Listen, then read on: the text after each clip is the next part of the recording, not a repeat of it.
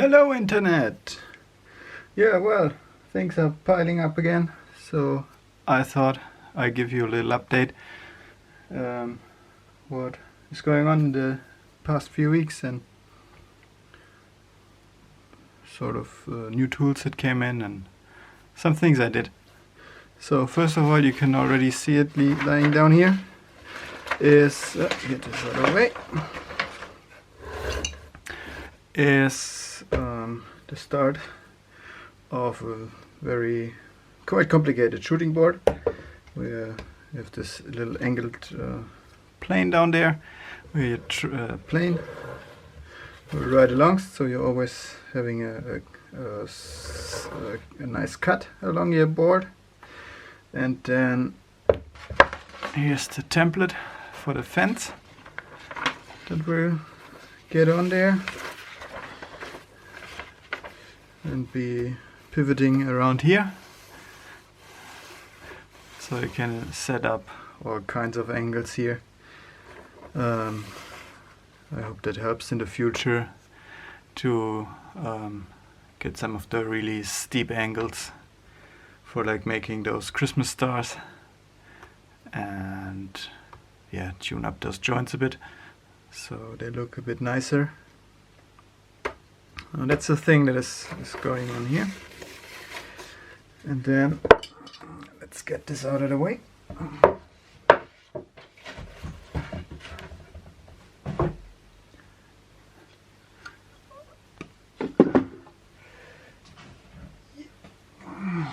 And then this beauty showed up. Yeah, you already guessed it. That's called a Goose Wings Axe, and it's used for turning timbers into beams. You can see the handle is a bit offset, so you don't hurt your fingers while chopping along with this. And it has a date stamp on there. It's from 1958, which is in kind of good a shape for 70 years old. I mean, the cutting edge needs a bit of tune up for the day I want to use it, but so far I put some oil on there and protected it, and it has a mark on there, but I can't really figure it out. It's painted over. It's a bit difficult. Looks like a bird sitting on an axe down there, and there's a name. It's Heiko whatever, but it's a quality axe. It's not an Ochsenkopf, but it seems to be well made and well taken care of, and I'm proud to be the next guy take care of this beauty.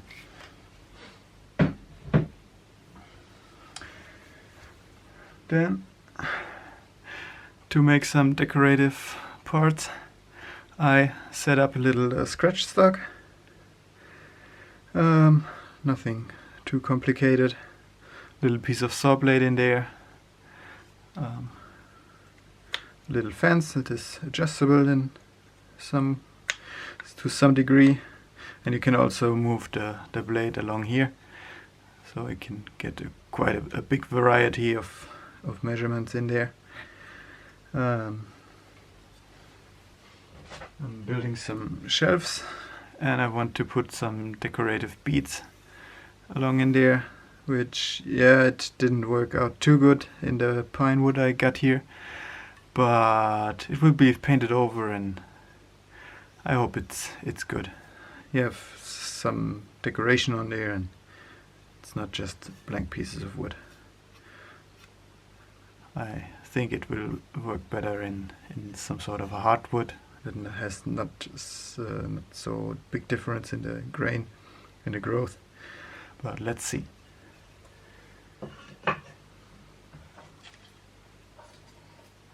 And once that was added, I also cut some more stock blades, so whenever I need some more blades for this thing, have some prepared, and I can just start filing out the profile I need, stuff it in there and go to town. At least that's the plan.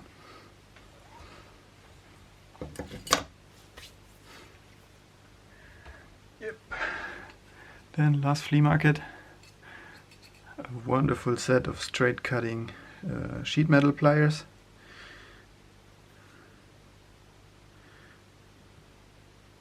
This AD brand style. It's not too rusted, so it will be a good user. And you can never have enough blacksmithing tongs. I mean, this one is for flat material of around 1 centimeter in width up here. But if there comes a need, then you can like forge some profile in there, or close them up, or make them wider, and you see they're nice and beefy up there. You could even bend them out and make them grab big round stock or something. So that was a steal for a few bucks.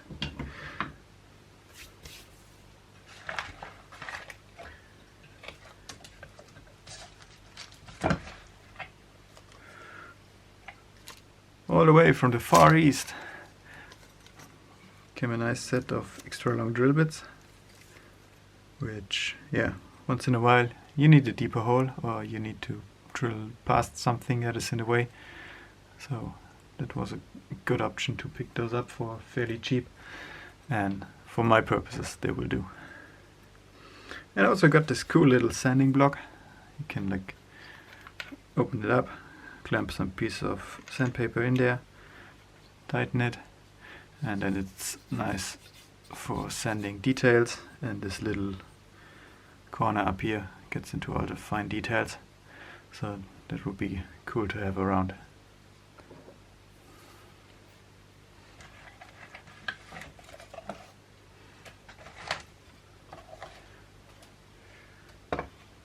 Yeah, then I got this cool box here, which is special washers when you have those screws with this countersunk head and you want to put them onto something flat. You can have the countersink sit in there and have it like a decorative piece on top. They're all stainless steel, and the guy was selling these said, "Oh, I've got so many, I just want to get rid of them. How many do you want?" And I said, "Okay, take the whole box. How much is the whole box?" And he said, "Yeah, well, give me like $2." And I said, "Well, great. There you have it. Thanks so much. Have a great day." And yeah, can't wait to find a cool place to make some extra heavy rivets on a prop or something with those washers. And once more, I just couldn't pass it. A nice little molding plane with a rounded bottom. Has the original iron in there. Looks to be made of beechwood, and it's even stamped with a name. It's W. Brock. So yeah, don't know. And somebody under here overstamped his name, so it's not more readable. But here on the front it says RMAS London, which is quite nicely carved in there. And there's also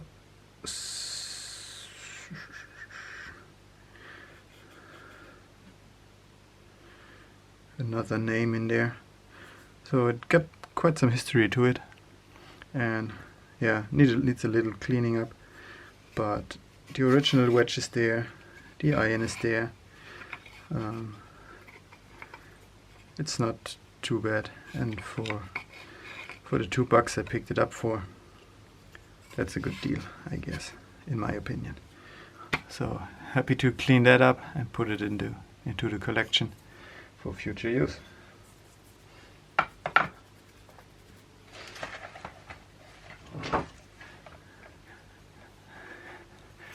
That's a 29mm socket hole punch for leather work or cardboard or so. And the uneven millimeter numbers are so hard to get. So every time I see one that is not like a 28 or a 30 or something, then I just pick him up. It's still nice and round down there. Has a lot of meat to go, so I can resharpen it. And yeah, that will go into derusting before it gets to all the other things in storage.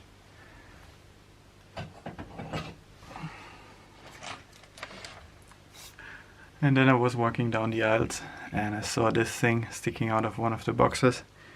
And I said, well, oh, you don't know for what it is and if you ever need it.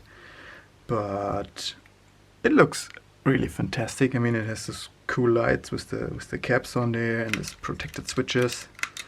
And a really awesome cover here. It unscrews.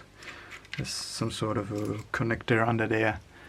And I was like, yeah, well, it would be cool for some sort of a prop. You could do some control panel or something with it. I don't know yet.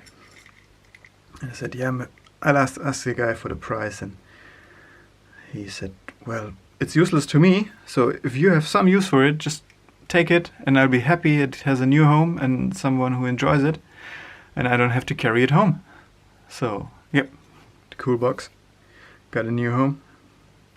And let's see where we can place it. There's a control panel or something in there, maybe make the lights work. I haven't opened it up. Maybe I can even find something that it was used for and find out if it's maybe a super rare item that some military vehicle collector would want, and maybe you can trade it in for a tank or a plane or something. So yep, let's see. So far, thanks for tuning in and have a great one. See you soon.